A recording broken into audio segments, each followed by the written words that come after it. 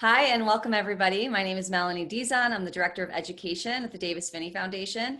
And today we're going to be talking about DBS. A few weeks ago, we invited some neurosurgeons and movement disorder specialists, and Marty was also with us, to talk about deep brain stimulation from their perspective. And today I have invited 6 people who have already had DBS and have had very different experiences with it. And so they're going to share their experiences in the hopes that if you are considering it, if you're kind of started the journey already, that they're going to be able to help you out and offer some insight and advice into your experience. So I'm going to let each person tell us a little bit about them and also when they got DBS, so that when they're answering the questions, you have a little bit of context for how long they've had it and what their experience has been. Okay, I'm just going to start at the top of my screen. So Marty, can you let us know who you are and when you got DBS? Hi, I'm Marty Acevedo. I'm from San Diego, California. I've had Parkinson since about 2004, and I got my life back with DBS in January of 2016. Excellent. Michael. My name is Mike Banning. I'm from Minneapolis, Minnesota. I was diagnosed with Parkinson's in 2001. I had DBS in 2015 and 2016. Okay, great. Jill, how about you? Hello, I am in Tacoma, Washington. My name is Jill Ader. I was diagnosed in 2005 and I had DBS in 13 and 15 each side. My mother had DBS 2 years after I did, and my sister just last August. Okay. It shakes together, stays together. Great. Thanks. Sydney. Hi, I'm Sydney Donahue. I'm from Las Vegas, Nevada. I was diagnosed in 2010, had DBS about a year and a half ago, December 2018. So, Great. Kevin. Hi, everyone. I'm Kevin Kwok. I'm from Boulder, Colorado as of last year. But prior to that, I spent the last more than 20 years in the Bay Area in San Francisco. I've been living with Parkinson's for 12 years, but 5 years into it, I elected DBS. And I can honestly say it's positively changed my life. Great. Thank you. And by the way, what my neurologist was the moderator for your last DBS session, Helen Bronte Stewart. Excellent. Yes. Okay, Bart, how about you? Hi, my name is Bart Narter. I was diagnosed in 2012 and I had DBS in 2016. And I also know Helen Bronte Stewart. She was a part of my program as well. Great. Okay, so Bart, I'm going to start with you. We just finished with you. I'm going to start with you this time. When did you first hear about DBS? Was it early on in your diagnosis? Was it something that you brought up or something that your doctor mentioned to you? I probably brought it up and he said, wait a little bit. And I waited a little bit and then he said, I think it's time. And once my neurologist said, I think it's time, I kind of moved forward immediately. I considered it something inevitable since I was diagnosed fairly young. And so how long had you been living with Parkinson's before? 8 years. Okay. So I was diagnosed right at age 50. Okay. So when my neurologist said it was time, I thought it was time because he's an MD, PhD in pharmacology. So he believes in drugs, not surgery. And when he said it's time for surgery, I went wholeheartedly forward. Okay, great. Anybody else? Sydney, how about you? I heard about DBS very early on, probably around year 1 or 2. And it was always kind of something that I had in the back of my mind as something I could do if it got to the point where I was really bad. And I don't ever really think I got to the point where I was really bad, but I was uncomfortable enough that I wanted to change. But I've also had some experiences that are a little unique, and I can go into those later.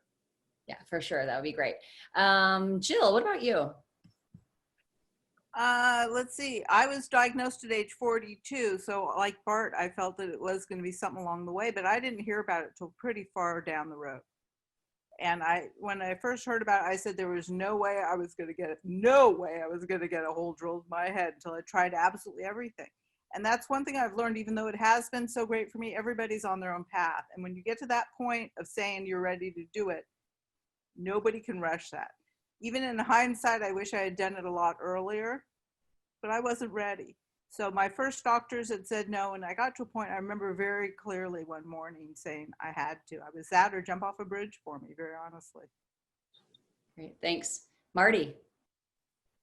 My doctor was also a MD, PhD, and he said we had exhausted medication options and recommended DBS because I was very dyskinetic, moved a lot, and I made him nervous. So we were pretty freaked out leaving that appointment because we were going to talk about something totally different and left being recommended for surgery. Fortunately, there was a National Geographic television show with a live DBS that very weekend. So we watched that and went from there, and that really relieved a lot of fear and anxiety related to the surgery. Great, thank you. Michael. Again, I was diagnosed in 2001. I had surgery in 2015. I did not even consider DBS until my neurologist brought it up to me in 2014 because I was so dyskinetic I could not sit still. I was dyskinetic 12 to 14 hours a day.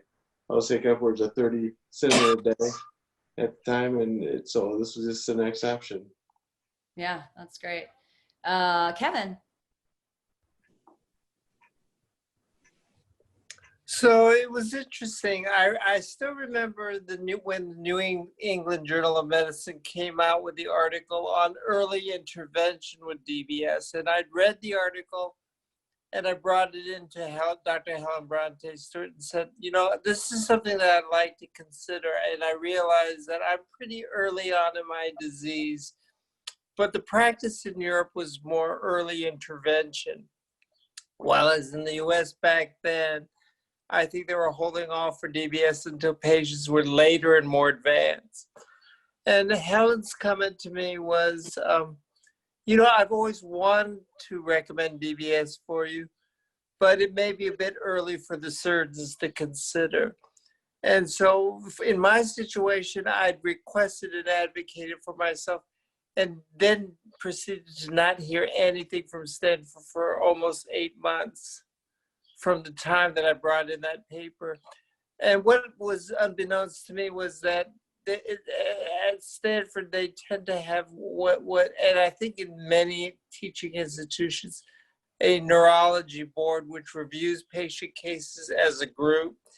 And apparently that it was back and forth between them, was it too soon or not? And then 8 months later, I got a call that said, come on in, we'd like to talk to you about DBS. And I thought, oh, this was their polite way to pat me on the head and tell me to go away, right?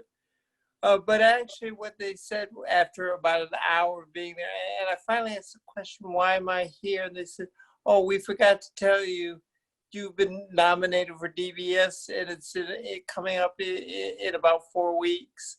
And it was like, oh my gosh, this total panic, like you get what you ask for, right? But anyway, that was my story on how DBS came about. Okay, so does anybody have, how did you, I would assume that maybe some of you were with your significant other when you went to the appointment, but how was this something that you talked to with family and friends or others in your life? Yeah, Michael. I'm divorced, and so the decision of DBS was on my own. I was alone, but I didn't really know much about it. So when I went to my neurology appointment to discuss DBS, I just brought my parents with me, and I said, listen, to gather the information and let my family ask their own questions about DBS and about the concerns they had, and I just listened, try to gather up the information, and that was kind of how I came to the realization that it was right for me, because I didn't know about it. But as I listened to the concerns my parents had, my family had, and I just kind of observed all that, and that's what gave me the comfort to say it was the right thing to do. That's great. Yeah, it's important to have other people there advocating for you and listening and maybe taking a different perspective, right? For Jill? sure. Well, when I did it, I didn't know anybody who had done it. And so I was able to Google at the time. This was in 2013, March of 2013. And I found two people, one in Michigan and one in Arizona, who've done it. And the guy in Michigan actually had the whole video process, and he was willing to talk to me, which really helped me get through a lot of those concerns. And my husband too. And then the other was Yuma Bev, if you've heard of her. She does the Parkinson's humor blog. Oh, yes. Oh, yes. Yes. Yes. And she was great because she logged the whole thing. So I had something to refer to. My husband and I our kids were young. Let's see, they were 12 and 15. So our concern was, will this make my life better? And he was totally supportive and on board the whole time. Although I must say, right before surgery, he sat at the foot of my bed before I went into surgery, and he was crying. And I made him leave because I said, if you don't, I'm going to cancel. Oh, yeah. What was it like to tell your kids? What did you tell them? It was interesting with my kids. My older one was away. He was in boarding school, so he was not very involved. But my younger one was 12. And what was amazing was my doctor at the time, she actually had him come in for an appointment without me and talk to him because he had no idea. He had what he thought was coming. I remember him thinking that there was going to be like Swiss cheese, like it was going to be Holes? lots of holes. He Yeah. knew there was a hole in my head, but he thought there was going to be a whole bunch. But he was really good. The hardest part for me, honestly, was my insurance. If you want to go into that now. Yeah, we'll get there. We'll get there. We'll definitely get there. Anybody else have any like family experiences? Sydney, yeah. Yeah, so, my husband pretty much, we understood what we were going into, and I kind of explained it to my kids, and they kind of understood too, because they were, young adults, but older than teenagers. What I did is I sent out a letter to all my family and friends describing what was going to happen and why I was doing it. And part of the reason I did that is because my type of Parkinson's is hard to see. And so I wanted to tell a little bit more about that. Yeah, so I have a very good response to levodopa. So when I'm on, you can't tell I have Parkinson's. And because it's uncomfortable to go out when I've got dyskinesia or whatever, I tend to not do it that much. So when people typically see me, it's when I'm on. And so, I've heard a lot, so over the years, so many times people saying, well, you can't tell that you have Parkinson's. Well, you can't right at that moment. But it just kind of explained it a little bit better, and I wanted people to understand why I was doing it. Yeah. Anybody else? Yeah, Kevin. Yeah, just to echo, what Sydney said on there is Parkinson's patients often fake not their illness, but they fake their wellness. And so we're very good at sometimes masking our issues to other people. So in the case when it came to my disclosure to my family, I got a lot of pushback. They said, you're not that serious. You shouldn't do it, right? And I hadn't been telling them, that my medications were escalating up to, 8 times a day, right? And they were adding on different medications that were really creating a lot of side effects. So I remember my youngest daughter overheard me talking with my wife who was trying to talk me out of it. What are your fears? And I said, well, cognitive effects, speech effects, I'm concerned because I'm still young and I'm still working. And I think that there's a risk that I might not be able to work anymore. And I remember the week leading up to the surgery, my youngest daughter, who was in grade school at that time, said to me, she said, Dad, she was quite young, but she had tears in her eyes. She said, Dad, that surgery that you're going to get. She goes, I don't care that you walk funny, but I don't want you to come out with Alzheimer's or being Forrest Gump. And I was sort of like, I had tears in my eyes as well. We were chatting with each other. And I said to her, her name was Cameron. I said, Cameron, the reason why I want to get DBS is because I want to spend more time running with you on the beach, running with our dog, having good days. And this is my way of taking control here. And so we both had a nice cry together. And the next day she knitted me a skull cap for my head. She said, Dad, you're going to need this. Oh, that's great. That's great. Jill, yeah. That's actually one of the biggest issues is for those of us who have kids, because the progression in general is fairly slow, especially by kid standards, they don't see us getting bad enough. And we have a lot longer to seeing the results and how it got bad. So I think that's hard to get the kids on board, but when they understand that it's because of them, and that was mine too. It was either, I remember looking at them and thinking they were 12 and 15. I had so much more I wanted to do with them. And this has given me that option. Yeah, absolutely. So once you and your doctor decided that this was a good idea, what was the approval process like? Did you have, was it smooth? Was it really difficult? What are some of the things to talk about regarding that? Jill, and then Bart, I'd love to hear from you. Well, it went pretty fast, but it's still what my doctor did, which I loved, is she said, you can always change your mind, but start the process, because there was about 6 months of testing. And the hardest was not the doctor's appointments and the testing with her, it was the cognitive testing you have to go through. And there, at least at that point in Denver where I was living, there was only 2 doctors, I think, who did it. And so that backlogged. Okay. So what's difficult about the cognitive testing? It wasn't the system. It wasn't hard to do. It was getting an appointment. Okay. Right. So it's going to be a long lead time. So right. Plan for it. And then once there, it was fairly easy. And the on-off testing set. What I'm concerned about, not for so much my experience, but a lot of people, depending on where you are in Canada, it's like a 5-year wait. Yes, it's really hard in Canada, for sure. And I didn't have Medicare at the time, too. So there was the insurance issue hoops to jump through. Okay, let's get to there. During the process, how does the insurance work? Is that like the first thing that gets that they submitted for, and then you didn't have Medicare? So how did you get it? It was submitted and my doctor didn't expect any problems. And then 2 days before surgery, the insurance came back and said no. It was too experimental. So the surgery was all scheduled. My friends had made me meals. I had taken off work. Everything was set in insurance. The thing is, it's like any insurance, and this is good insurance, but their job is to say no. So once we got that straightened out, it was another 10 days to reschedule it. The second time when I did my other side, because I did it 2 separate times, we made sure that was done first. Great. Okay, Bart, what about you? What was your approval process like?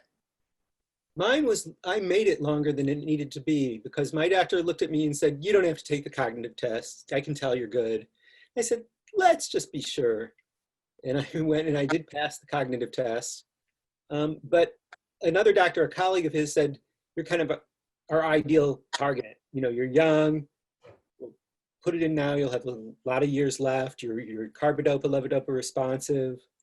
You're mostly physical symptoms, meaning tremor and uneven gait. Close. This is just what we look for DBS. And again, so what was the time frame do you think it was between when you decided and when you got it? 6 weeks. Okay, so that's really fast. Sydney and then Marty. Yeah, go ahead. Yeah, I was kind of like Bart, where it happened so fast. And they said the same thing to me. They said, we can tell you, they did the cognitive test, but it was really very basic. And I wish they would have taken more time. I wish I would have been, just because it just hit me so fast. And they didn't do a ton of testing because they thought I'd be fine. And they thought I had like Bart would be the perfect candidate. And I've had some issues since then. And I just wish they would have taken more time because maybe some of the issues I have, I have right now may have come up during that testing procedure. So I That's know a lot of people don't want to go through that long process, but I think it's worth it. I do. yeah, maybe somewhere in between. Yeah. Marty, and then Michael, we'll get to you. Yes. I was, as I think back, it was 2014. There was a Boston Scientific clinical study that they were doing for DBS, and I inquired into that. I had a couple of friends who were doing the same thing, and so that kind of was what started my journey with looking into the DBS. And as we went through the process of going through the interview process with the doctors at the University of Minnesota, the Udall Center of Excellence, they determined that I was not a candidate for the clinical study, and it was more my unwillingness to be involved with the amount of detail they needed to keeping track of your medication you're taking and doing all the pop. I just was not for it was not for me. So they chose not to pursue the clinical study aspect and just to do the surgery with outside the clinical study. And then after we determined that, then it was like 6 or 8 weeks after they determined that I was a candidate before I had surgery. So Okay. Wow. so overall, So it was about a 9-month process, but for me, I was not pushing to have the surgery anyway. So for me, it was not an issue. okay. Marty, what about you? Well, I was recommended for surgery the last week of October, and the surgery was scheduled for January 7th. It was only delayed because of the holidays. I had already had a neuropsych eval, and then I had PTOT speech evals, and then they had the team that met, and everybody talked. And one of the physicians thought I should try a different drug regimen, but everybody else said no, she needs surgery. So they got me in pretty quickly. Okay. Before we go, I want to ask Kevin the next question, but before we go, can you all just real quickly say how many pills you were taking a day before you got your DBS? Michael? 30. 30. Jill? 28. 28. Sydney? About 8. Okay. Bart? About 20. 20. Kevin?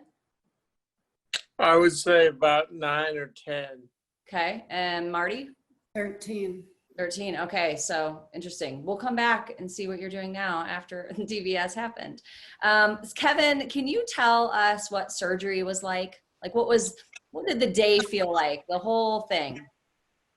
You know, it was the most surreal experience that I could ever experience. You know, Shaking their heads.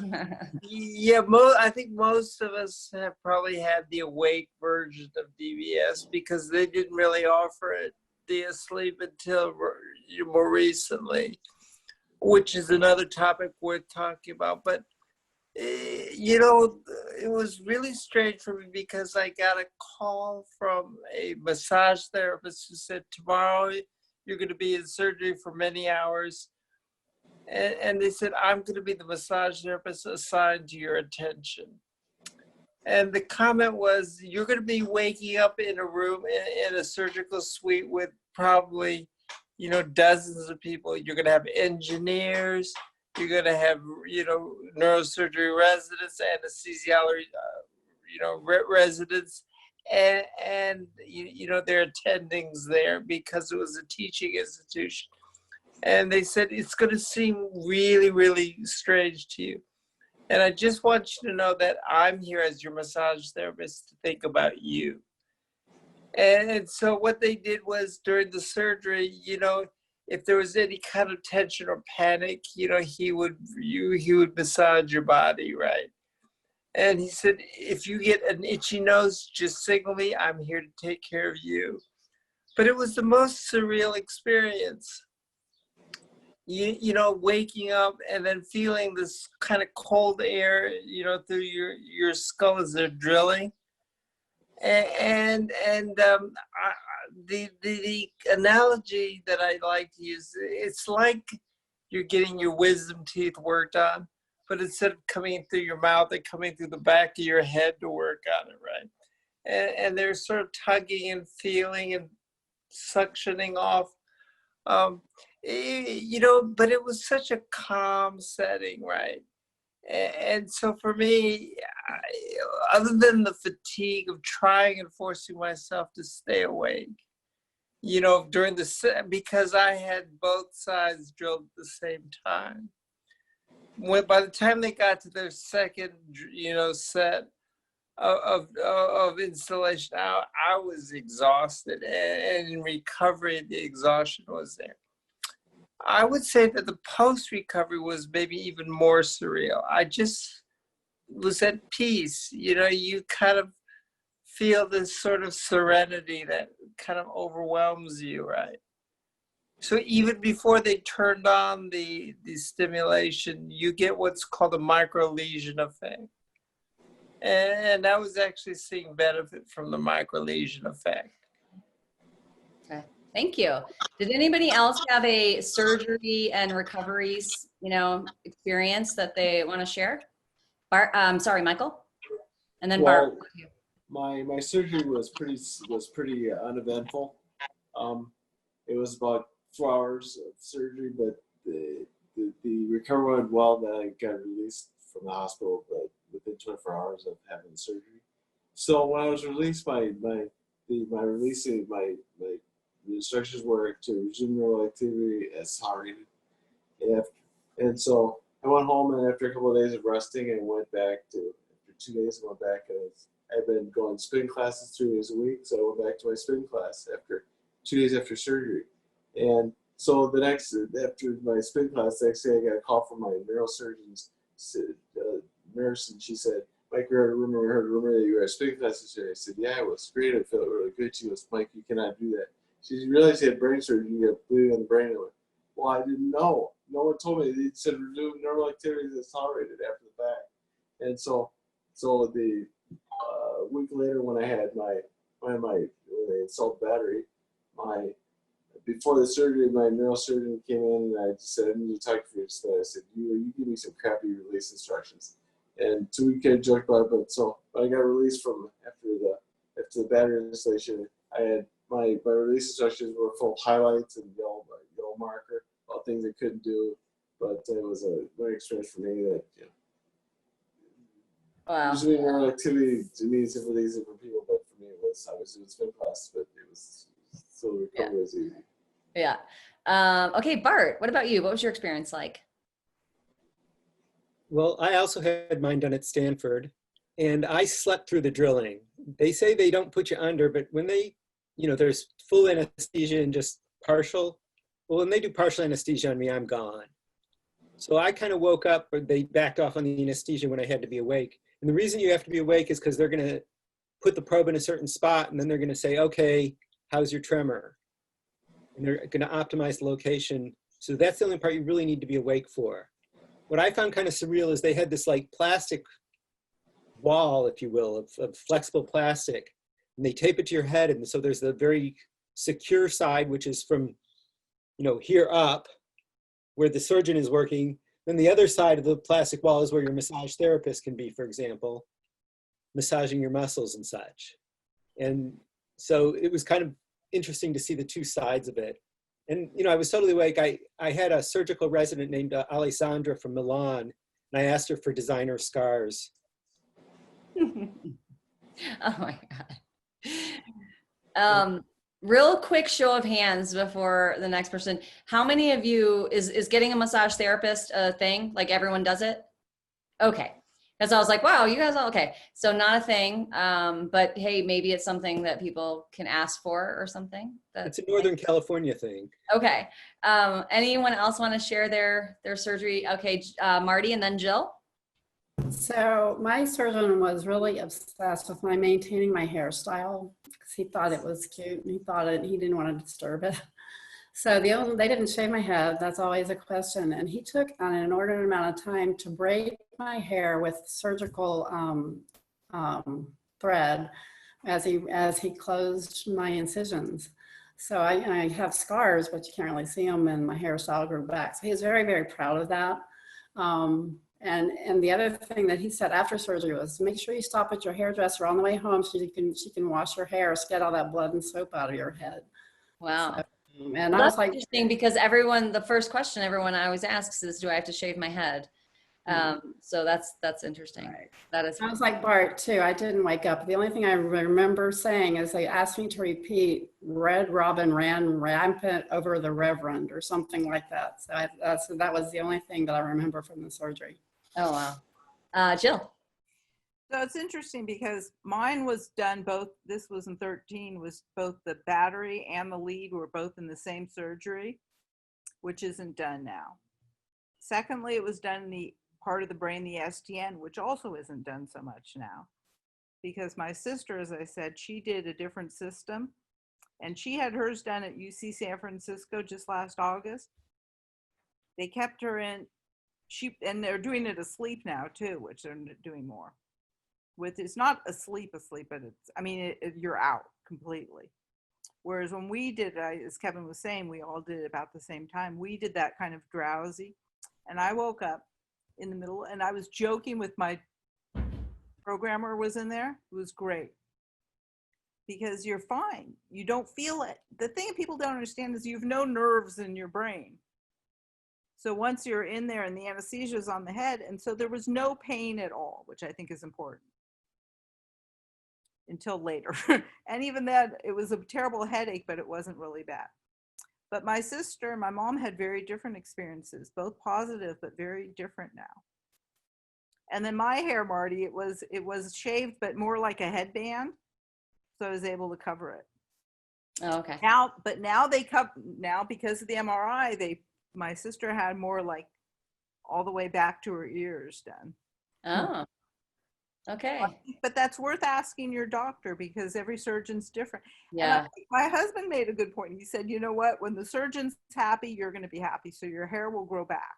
Yeah. So whatever they want. If they want to shave it, they'll shave it. Right. Sydney. Just one thing I wanted to say about surgery is that I went into a panic when they were wheeling me down the hallway. I got so scared. And I really had to kind of back up a little bit in my mind and remind myself that, I trust my doctor, I trust the surgeon. And I talked myself down and everything was fine. I just got really scared and just had to remember that it would be okay. I trust these people. They have a great reputation. So that did help me because I was ready to get up and run. That's good. I mean, people need to know what it's really like, right? So thanks for sharing that for sure. Kevin. Can I just say real quickly? Okay. It's the scariest thing I've ever done, Yeah. ever in anything. And I've had 10 surgeries in my life. I've traveled all over the world. I've been from everywhere from Timbuktu to South Korea. But can I tell you, it's the most frightening thing and the best thing. And I do it again tomorrow. Thank you. Yeah, I would agree with Jill. It's a scary decision, and I mean, who electively decides that holes drilled in their head, right? I mean, it takes a lot to get over that edge of making that decision. I will also tell you that I was actually pretty concerned about vanity of coming out looking like some kind of, alien out of X-Men, right? And, I happened to talk to, I was at World Parkinson's and they had round tables where you could ask the expert.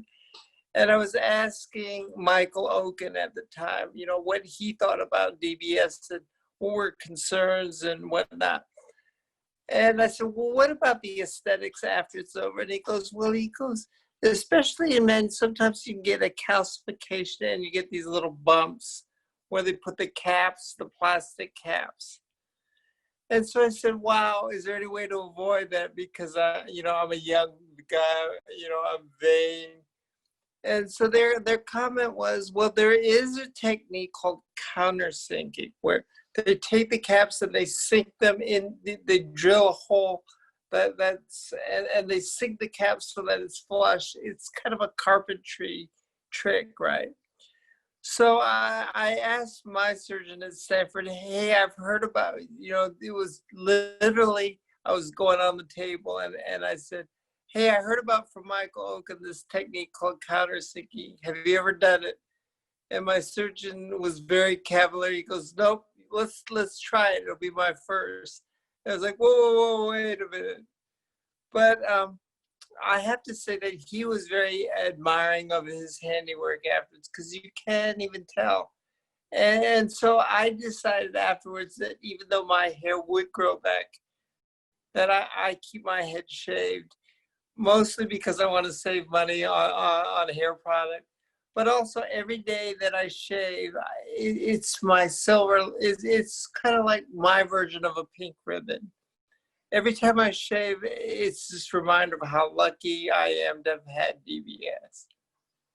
That's great. Thank you. Okay, before we go on, Bart, do you have a hard stop in 15 minutes? Yeah, I've got another webinar. In 15 minutes? Yeah, it starts at the top of the hour. Okay, so I'm going to ask Bart the question about his thing because I don't want to miss that piece of it. And then we'll redo what we got to do and re-edit it. So can you, Bart, talk about, let me start up, hold on. Bart, so you had DBS and then you had an infection. Can you talk a little bit about that and then what happened afterwards? Yes, I had my brain probes put in on January 29th, and the stimulator went in on February 3rd. And about a week later, we turned it on and it worked great.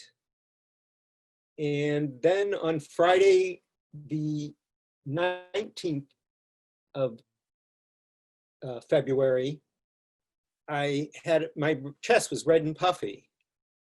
And I said, oh no, it's an infection. And so I called the Stanford neurosurgery department and it was Friday night, so I got the intern on duty. He said, come to the ER and I'll meet you there and we'll go through it. And the end result was they say it looks like an infection, but we're not.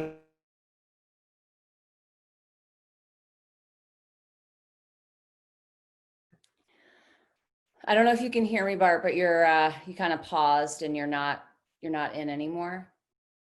Oh, hold on. Okay. Okay, so start from you got the intern and he brought you, or Okay, you brought. I got the intern and he told me to come into the ER, and I went in with two friends, and the end result was they just sent me home. And we were all astounded by this because, if bacteria gets into your brain, that's a bad thing. And they said, if you get a temperature of over 101 or you get sweats or something, call us back. And I called them back on Saturday and came back in. And they measure something called the white blood cell count. On Friday night, it was 12,000, which is high, abnormal. And on Saturday morning, it was 17,000. And that's when the alarm bells went off. And I had surgery Sunday morning where they cut out the stimulator, drained it of pus, and took, the wire goes underneath your skin to the probes up here. And they took it out. There's a little junction box they put around your ear somewhere where they tie the wires from the stimulator to the wires to the probes. They took it out all the way up to there and then did a test to see if the infection had reached that point. And 2 days later, they said, yep, it reached that point, so they had to take out the brain probes. And the brain probes came out on Wednesday, the 14th, Valentine's Day.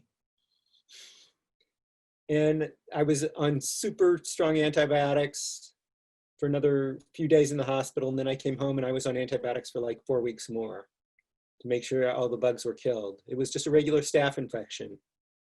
And someone else had spoken of the microlesion effect, which is just the act of putting in the probes, and in my case, taking them out, causes little lesions in the brain with help with Parkinson's. And I'm still doing way better than I was before the surgery due to reasons we don't really understand, because the microlesion effect usually lasts 3 or 4 months, and I'm now in month 52. Wow. And so when you got it out and you'd been healing, had you thought about I'm going to get it replaced, or would you just thought, you know what, I'm not doing this again? What was that process like? Well, it's more like if it's not broke, don't fix it. So the fact that I could be treated, have good results with medications, we just kind of took a step back and waited. The other thing is we were waiting for the new DBS to come out from Boston Scientific and Abbott, because we thought they'd be a little bit better because, well, we can go into that. But having a little competition has made the DBS game a much different today than it was 2 years ago when there was just a monopoly provider. And so I think now I'm probably going to jump into DBS within the next 12 months because my Okay. meds have increased to the point where we really need to start thinking about that. Okay, great. So it wasn't something that it was just it was an infection from surgery. Like you got an infection when you got the surgery, and there was nothing that could have been done.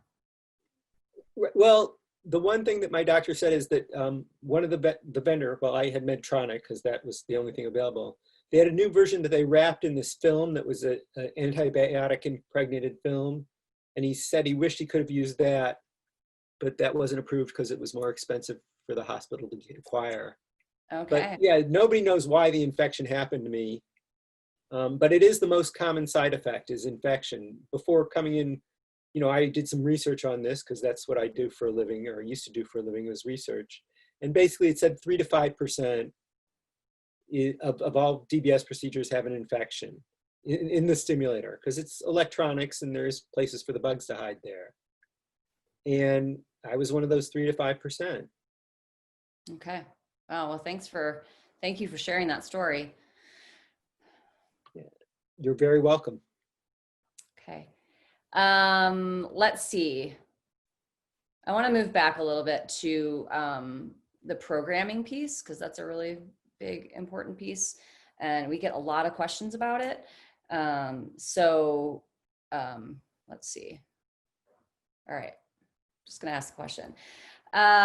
So can somebody want to talk about how the programming went post-surgery? How long after the surgery until you get programmed? What does it feel like between, you get that in there and then you get programmed? Is it just like you'd never had it before? Or, how does that work? And why do some people have so much trouble with the programming and some people seem to kind of hit it right out? Who wants to share?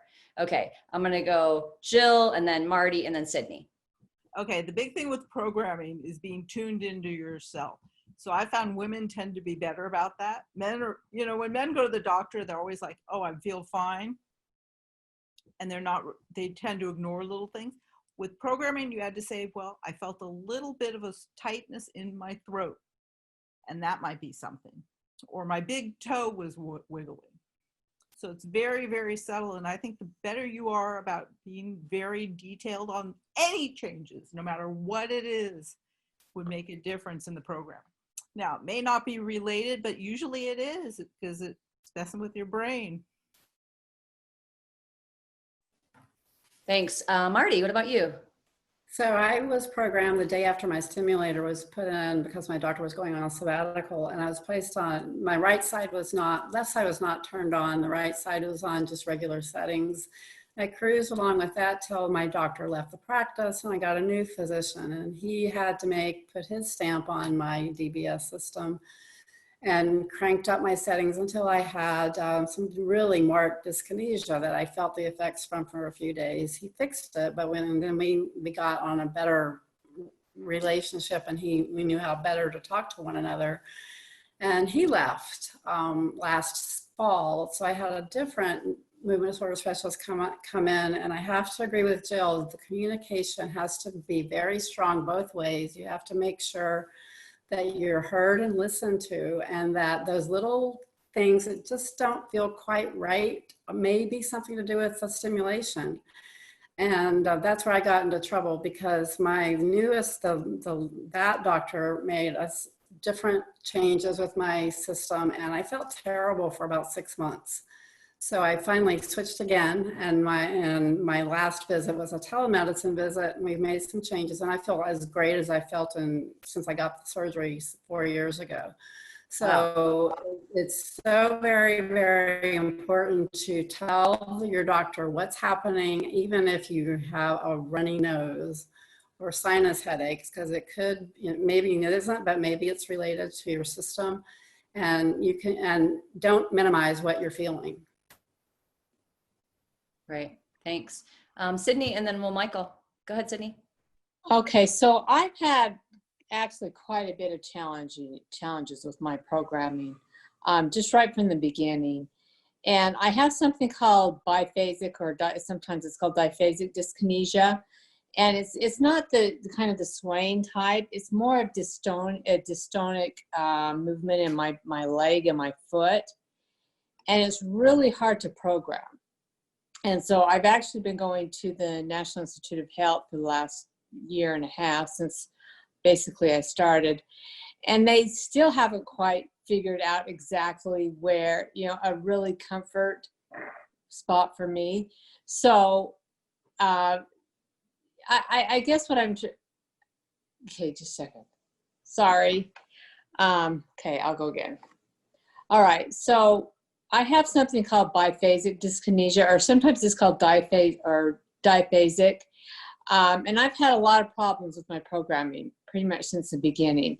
It's been a challenge. And I've been going to the National Institute of Health for pretty much all my programming, except for maybe once. And I agree, you really have to have an open, honest conversation. I have a great relationship with my doctor in Washington, D.C., and also the nurse practitioner. And they still haven't found, I call it the sweet spot. They still have not really found the sweet spot. I have a lot of dyskinesia, but it's different than the dyskinesia where you're kind of moving your upper body. It's more of dystonic dyskinesia in my foot and my leg. And it's just hard to program. They turn it up too high, I get really dyskinetic. My leg goes over the place. They turn it down too low, then I get the tremor. So I've actually had to kind of get creative with my medication. And I don't want to say that I'm not happy I had the surgery, because I am. It has helped in a lot of ways, but that one area has been really tricky. So have you found that it's better if they program it lower and then you use like Yes, definitely. Yeah, If it turns up too high, yeah, I have one setting, which I use at night. I have two settings that I use. I kind of use one at night, one during the day. But the one I use at night, I literally look like a drunk. If I've got that on, I try walking around. And it's uncomfortable. That's the thing, is it's just uncomfortable. And so that's why I try and minimize as much of the discomfort as I can, because, by the end of the day, if you've been moving all over the place, your back hurts, everything hurts. right. I mean, it's like you've worked out all day long, right? Exactly. And then you're just exhausted by the end of the day. Yeah. Okay. Michael and then Kevin. Michael, you're muted.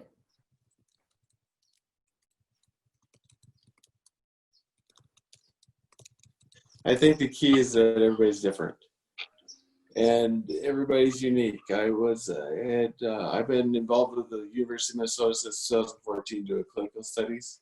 Before DBS, I had DBS in 2015. So I've been involved with the University of Minnesota. So for me, it was being in tune with what's going on. I mean, I'm already pretty in tune with documenting how I feel, whether it's during the course of the clinical studies, change my medications, or after having surgery and doing freezing gauge studies and them tweaking my DBS. So I've been doing this for quite a while, but the key, I guess, is everybody's different. So when I had my first surgery in 2015, I was taking 30 cinnamon a day. And after the surgery, my cinnamon intake did not go down. And after 6 months, my neurologist came back to me. He said he was concerned that I was becoming addicted to my cinnamon. That it was, and so we went through a plan of trying to reduce my cinnamon intake. He wanted to go from 30 to taking from 30 a day, taking the 16, 18 a day. Well, I went home that night, and I was more embarrassed at disappointed myself that I got to the point where I was in this situation. So I went on taking 6 a day. And because I thought I had to do it for myself, it was shame on me that I became addicted to taking this medication. Well, he came back to me a few months later and said, Mike, he said, I can't believe that you reduce your medication that much. He says, you realize that you could have gone through an organ shutdown. Your internal organs got shut down because you quit taking stimulants so drastically. But it was more of a learning process for us to say that it's you have to be in tune with yourself. You have to, and everybody's different, and you have to just be in tune with what's going on with you and just completely document what's going on every day. Right. Yeah. And listen to your doctor and don't try to get yourself off the meds too fast. For sure, absolutely. Yeah. Kevin, go ahead.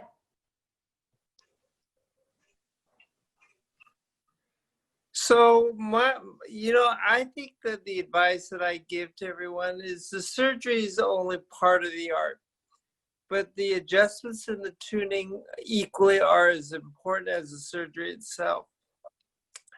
I know that give yourself, a good 6 months before you actually, start to think about, is this really working? Don't be judgmental too fast. I know that in the early days, my neurologist said, you may actually experience feelings of manic, almost mania. And she said, we watch for that. And I can remember going to a concert like 2 weeks after, my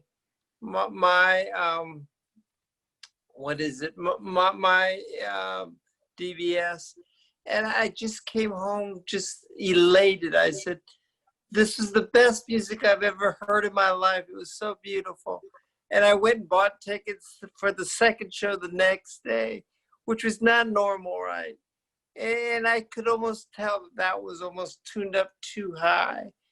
And so they played with it a lot over time. And, like Michael, I volunteered to be in a DBS clinical trial. So I've been on it for almost now 5.5 years. This clinical trial looking at closed loop DBS, which we should talk about sometime before the end. But the thing that I've noticed is that by being in the DBS clinical trial and having it turned on and off for long periods of time, you really get to see how much DBS has impacted you. I went from, medication maybe 10, 12 times a day to 0. I had such a positive effect for the first 4 years that it was like almost disease-free, with the exception of some of the non-motor symptoms. But that doesn't last forever, and eventually you start seeing progression picking up. And so I've slowly started, struggling with some of the adjustments now. I tend to get very one-sided with my Parkinson's. So my left side is very dystonic, that my left hand doesn't work. My right hand's almost disease-free. And so we're now in discussions about putting 2 more leads in, which I'm not really thrilled about, but the question is what's next, right? Well, when DBS starts to dwindle and change, what do you do? So anyway, I don't want to keep the floor too long, but just be patient and know that what works today for your adjustments may not work tomorrow. Right. Do you want to just give the listeners a little bit of info on the closed loop and why it's so important? Yeah, absolutely. So the closed loop is the holy grail, I'm told, of DBS. Helen Bronte Stewart, the neurologist that's been working with me as a research subject, is expert on this field. What it basically is it's like an e-bike, right? The analogy is you get DBS on demand when you need it. And so it's measuring brain patterns.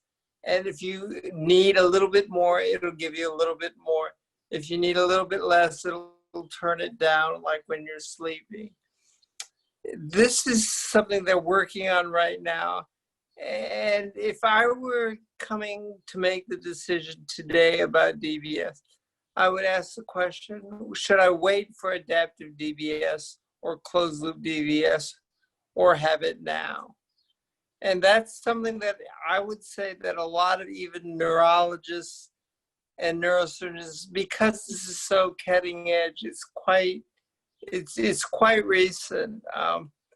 But I have to tell you, when they put me on the protocol and DBS is set on the adaptive DBS, it's almost like you never experienced fatigue. It kicks into lower gears every time you need it. That sounds pretty great. I would love to hear about, do you want to talk about the system, Jill? Actually, what I wanted to talk about was I called the 3 Ps. You've got the most important things in getting the DBS is who's the physician doing it. And I would definitely ask for recommendations, not because your surgeon is not your neurologist. So that's really important. Make sure they know what they're doing, because that's probably the one time you're going to see them. Secondly, the programmer themselves, because who's doing the programming? It's not necessarily your neurologist either, as a lot of us have found. It's somebody different. They may be in the office and they may not, but who's going to do it and how do they do it?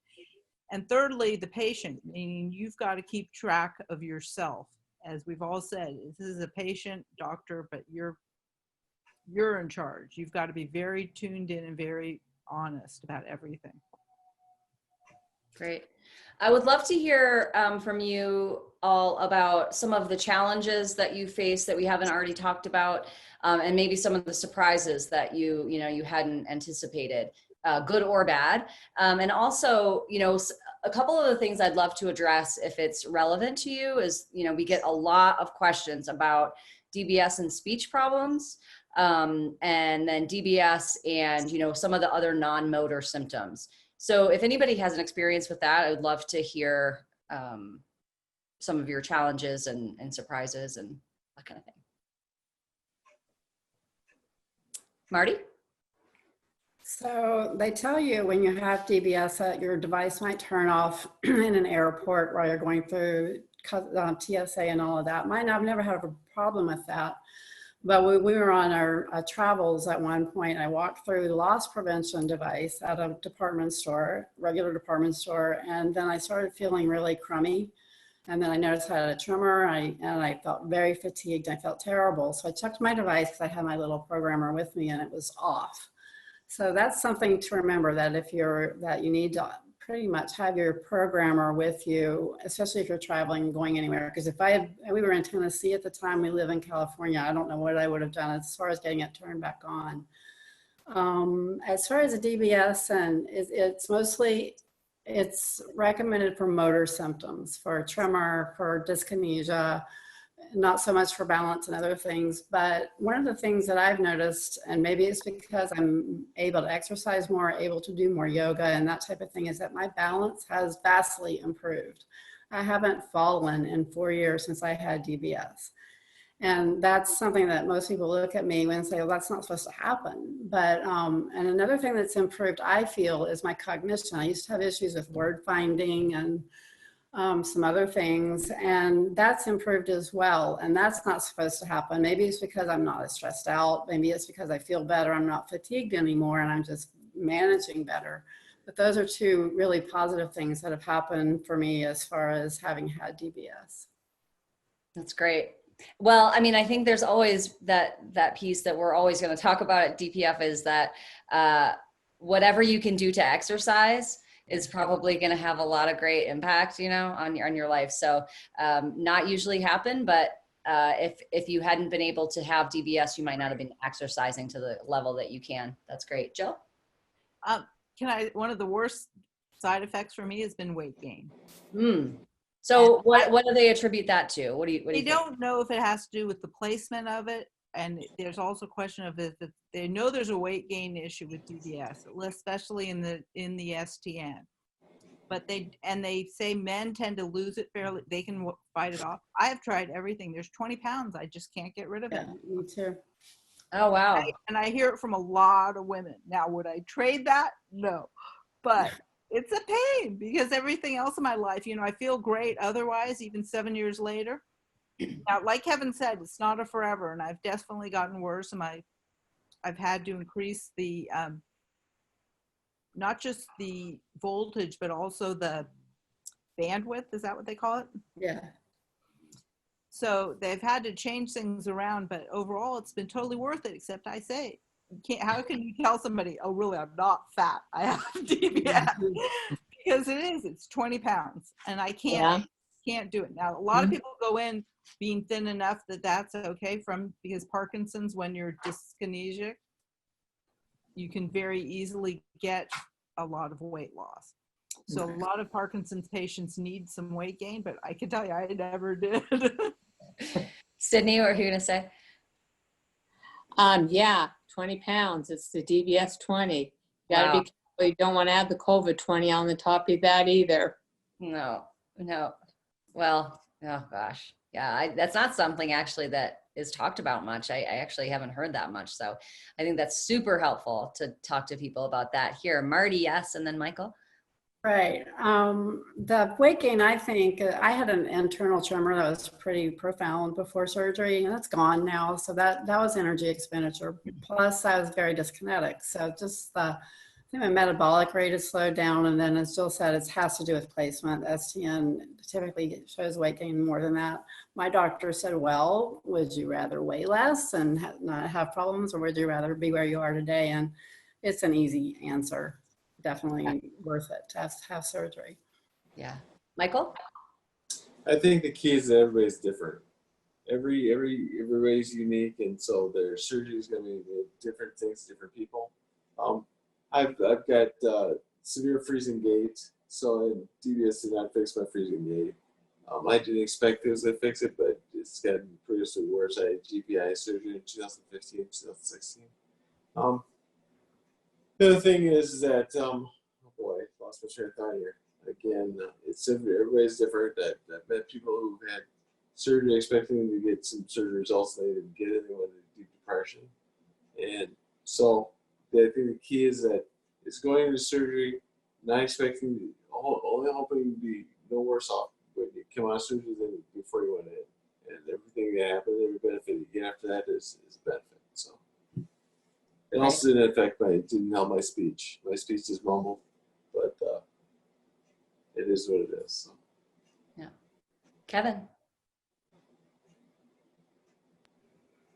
Yeah, I was definitely afraid of some of the cognitive impairments and the effects on speech. I was a consultant who made a living either, thinking through things or talking, right? And I was like, well, if I lose either one of those things, I lose my livelihood. And so that was obviously a concern. What I didn't expect initially was several of the people mentioned that some of the things that they said would not improve actually also did improve. My sleep was improved. I can't say my cognition got better, but it didn't get worse. But what I do notice is I tend to trip over words sometimes as my progression of disease continues.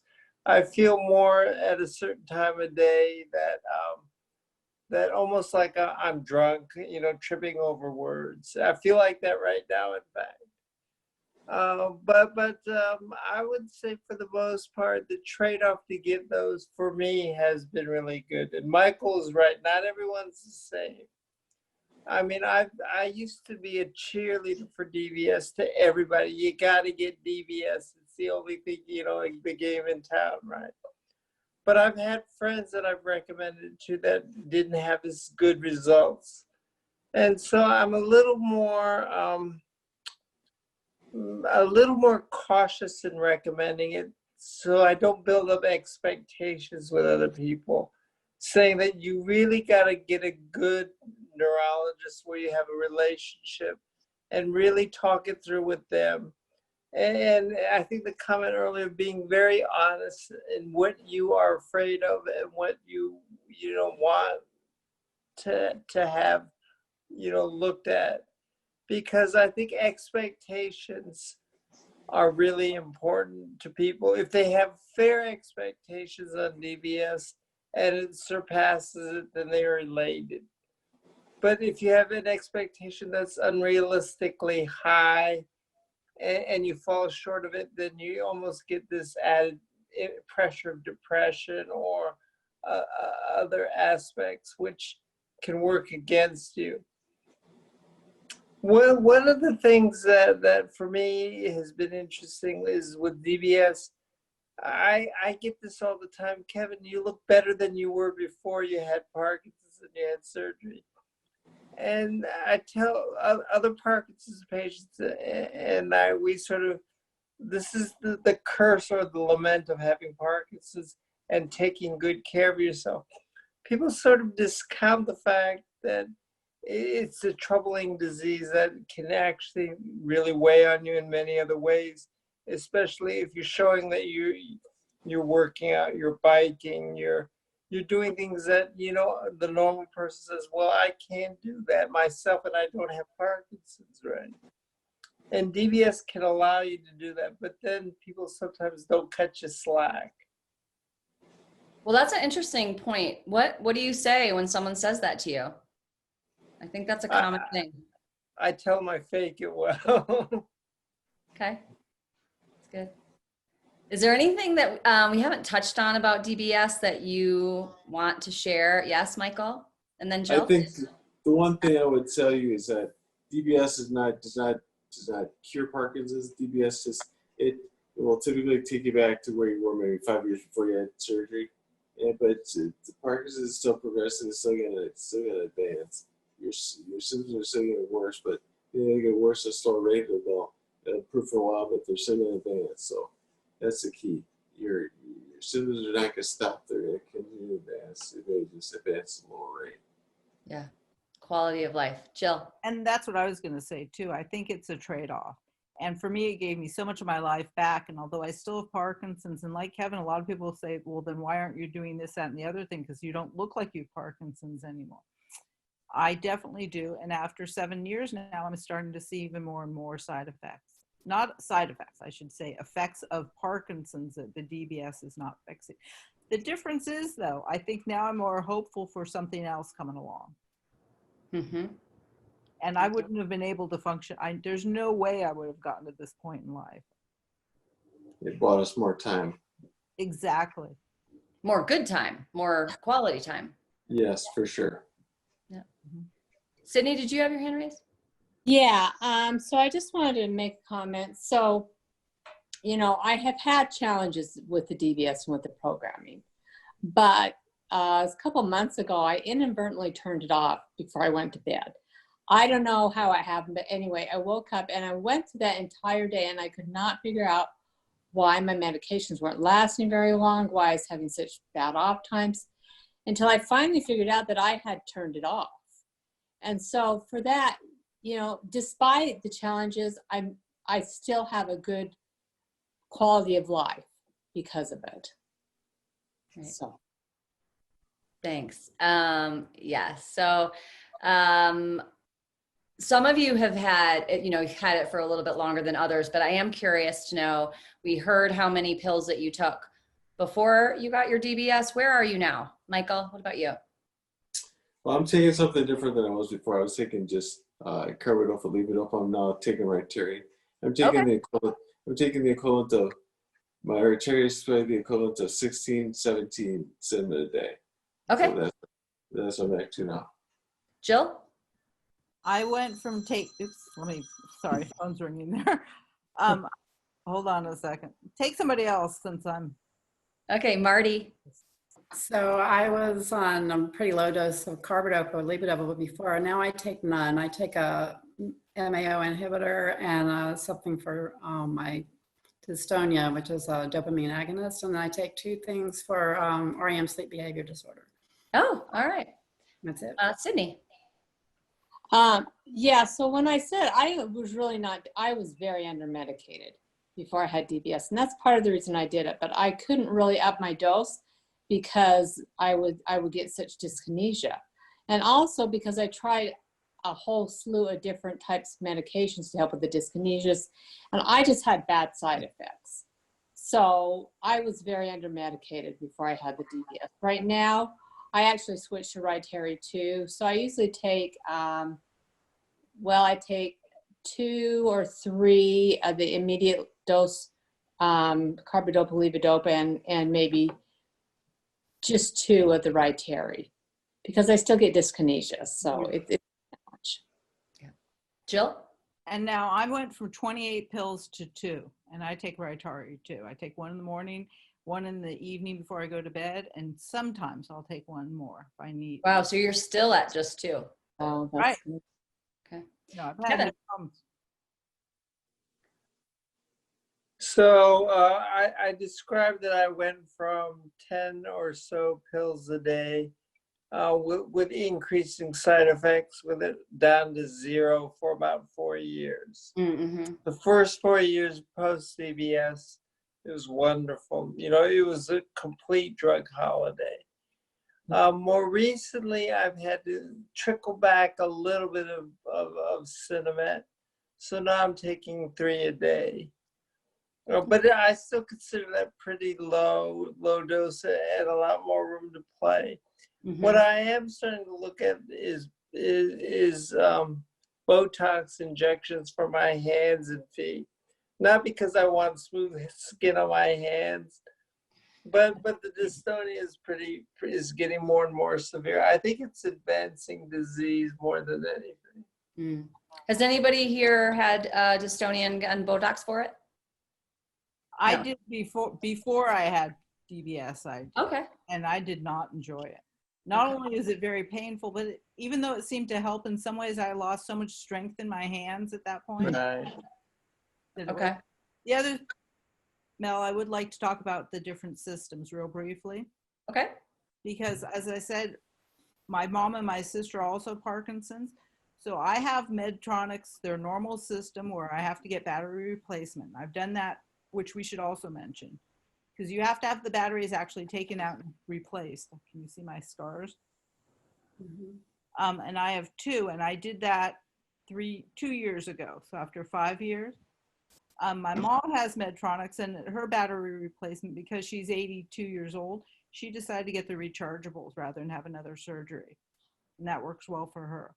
My sister has Boston Scientific, and she had the choice too, but she also decided to do the non-rechargeable, the regular one.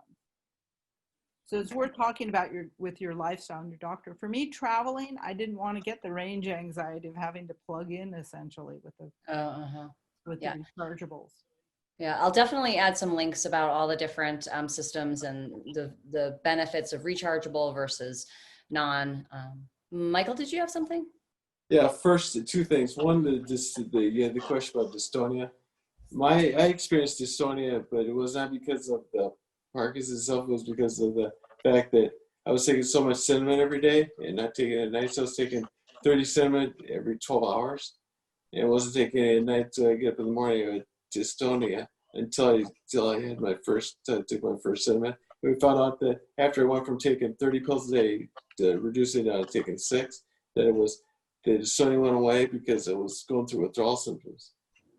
Oh. There's so much as the withdrawal from taking so much during the day and then not taking it at night was so severe until that the dystonia went away as soon as I take my first cinnamon. But as soon as I cut back the amount I was taking every day, the dystonia went away. Interesting. Secondly, we go back to the batteries with my Medtronic also, but my first surgery was in 2015. I'm on my 5th set of batteries now. You're on your what? I'm going to have my 5th battery put in. My batteries will last less than 30 months. Wow.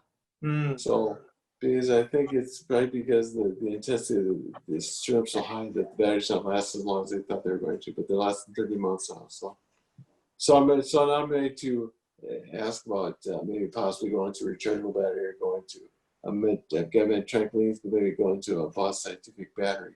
Something different. You can have a mix of different manufacturers for the system itself. So I'm going to ask about that. Yeah. So how intrusive is the battery replacement for those of you who, I'm sorry? It was like going to the dentist. It seems. Okay. I mean, you're inpatient, but you're put under, but it was so easy. I mean, that Okay. wasn't a problem at all. One thing though, go ahead. It was easy, but it was painful. Okay. It's more painful than putting the leads in for me. Interesting. I've got such not such lack of muscle in my chest. I'm pretty thin. I weigh 175 pounds. So the lack of muscle in my chest to cut through the muscle is just very, very painful. Yeah. Kevin, did you have something? Yeah.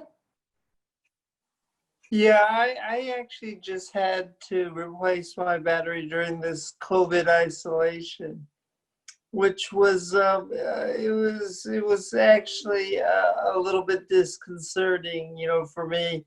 Going into the hospital, I ended up switching the hospital that I was gonna have it done at, and I had it done locally in Boulder instead of traveling back to Palo Alto. But the selection of the type of battery you have is actually very, very important. And it is a very simple procedure that happens literally so fast that you're wondering, why is it a big deal? But sometimes people can pick up an infection from that, and you don't want to be too cavalier about how simple it is. Because if you're the person that has the infection, it will ruin your life. You get like the introduction of a staph or something, and it can almost wick into the lead into your brain. So I don't take it lightly like I used to. The other thing is the type of battery you choose will allow you to think about what's next. I deliberately went this time for a short 2-year battery instead of the rechargeable 9-year battery, because I want to get the closed loop when it comes out, hopefully in 2 years. Great. That's true. We were talking about insurance, and insurance is not going to replace something that doesn't need to technically be replaced. Well, that's right. So that's why I'm doing the same thing, Kevin, because I think there will be more. As we mentioned earlier, with the different companies now, I think there's a lot more competition, which is always good for a better product for all of us. Medtronic's is great. I'm very happy with them, but they were the only player for 20 years? Right. So having the competition in new companies is going to be better. And I think that if you get something that's not replaceable, then you may be stuck with it. Because some doctors will only do one. Like, right. That's all. Like UC San Francisco, where my sister did hers, they're only doing Boston. It's not even a choice anymore. Yeah. Now, if you feel strong about one, you might want to find a different doctor. Yeah. I would agree that it's up to the patient to advocate for himself and ask the questions, and did not assume that there's only one choice, that you may have multiple choices, and you may have to go to a different neurosurgeon or a neurologist, but it's up to you to advocate for yourself. Yeah. Yeah. Okay. Have I left anything out that we need to say before I close it up? Just do it. Okay. No, All right. no, I should say, I think we can all agree very strongly that it's not going to be perfect, and it will be different for everybody because the disease is so different for everybody. But I think if any of the hundreds of people I know who've had DBS, 99.99% would do it again. Yeah. That's good to know. That's great to know. Yeah, I would say that, we're all, we're a pill society looking for medications. And you have an innovation that's right in front of you, that's approved, that, thousands of people have used today and are pleased with the results. And it truly is a return to quality of life. I think you've heard that, everybody today, we made the decision and we're living with it and we're happy with it. But for those of us that have chosen it, it is, for the most part, been a return back to borrowed time on life. It resets the clock, and it's almost like, as I call it, daylight savings time on steroids. One more thing is, if it's really bad, as we talked about with Bart, you can take it out. Well, I think that's a big issue, right? That's Or turn it off. You want to find out if it's Right. working. Just turn it off for a period of time, and then you'll find out whether it's working or not, or whether it's still beneficial. Yeah, definitely. Like I said, I inadvertently turned mine off, and it could not figure out what was wrong until I, oh, God. Under the supervision of your neurologist. Don't turn off without telling your neurologist. Okay, well, thank you, Michael and Jill and Marty and Kevin and Sydney and Bart. Sorry you had to leave early, for joining us today. I know this is going to be super helpful. We've had so many people that want to hear from people who have already had DBS and are living through that experience. So thank you very much for being here, and send in your questions. And if there's a need, we'll get this panel back together and we'll talk more about it. So thank you very much.